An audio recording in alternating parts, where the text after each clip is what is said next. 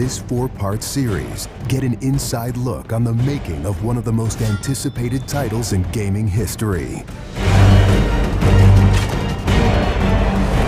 This is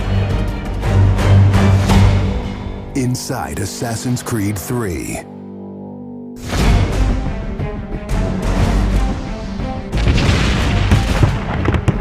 Something we really wanted to emphasize was the sheer brutality of combat in the period.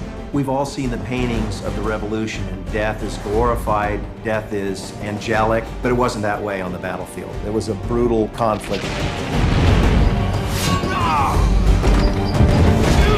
It feels that you're constantly going through dynamic fights, and that's not something technically we could do in the past. So it was like a personal challenge on the team to say, no, I think we can do this.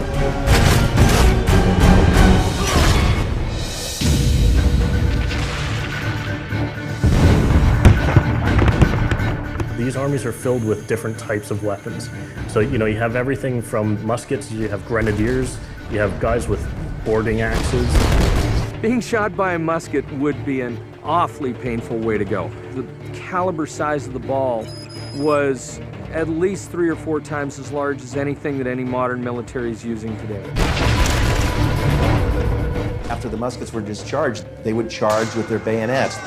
What basically is a giant spear, and he has every intention of running that through you. They would shoot and then they would march, and that hand-to-hand combat was really brutal. And whether it's people using a bayonet affixed on the end of a musket, a small hatchet, this is a kind of killing that is very mano a mano.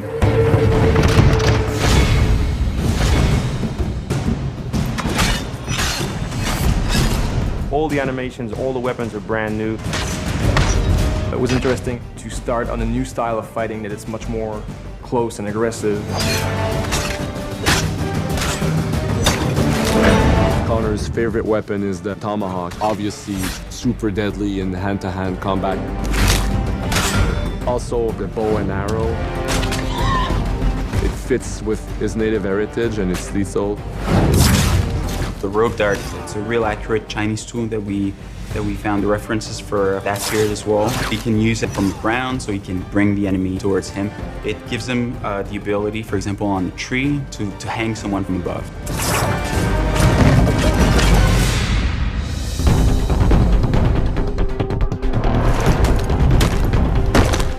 In Assassin's Creed 3, the one thing that we've decided to do is to revamp the fight system from scratch.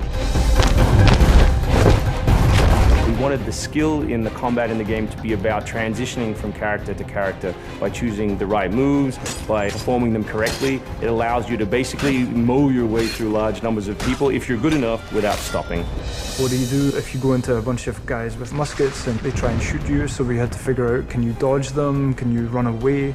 And we've added all these options, but our big one is the meat shield, where you can grab a guy and he gets shot instead.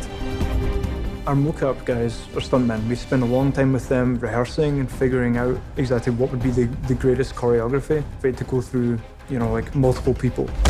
Connor is trained in a very different style of fighting to the British soldiers. The close quarters flow of the combat that's happening between the punches, the kicks, and everything else is indicative of what happens in the real world. I'm very impressed by the moves that they do. It's cool to see push kicks and axe kicks and different sort of takedowns that are done correctly and very believable when they're done. Right hand, right. Punch to the face, boom, to the throat, to the groin, finish with boom. This is something new for us that we're really proud of. It's fast, it's fluid, and you go through these guys like butter.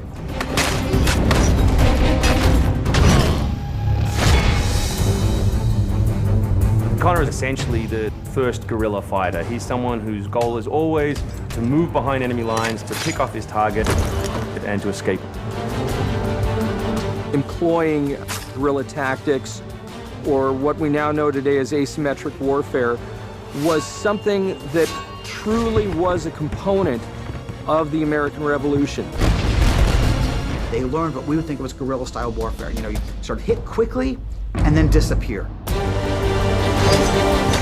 American tactics were really frowned upon by the British because the Americans did adapt the tactics that were used by the Native Americans from the French and Indian War. The first big battle at Lexington and Concord takes place on a New England town green. And as the soldiers march back to Boston, they are marching along a dirt road lined by stone. You know, it's not the most effective strategy wearing your bright red coat and march through the woods while some farmer's trying to shoot at you.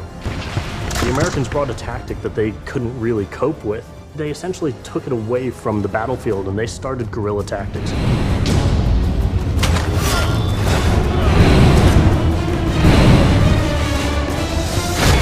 Next time on Inside Assassin's Creed 3, the hero behind the war. Connor is the hero of the American Revolution. He's a bit more like Dirty Harry. Connor is the current-day Special Forces soldier. Silent, stealthy. He's fighting for freedom and he's fighting against tyranny.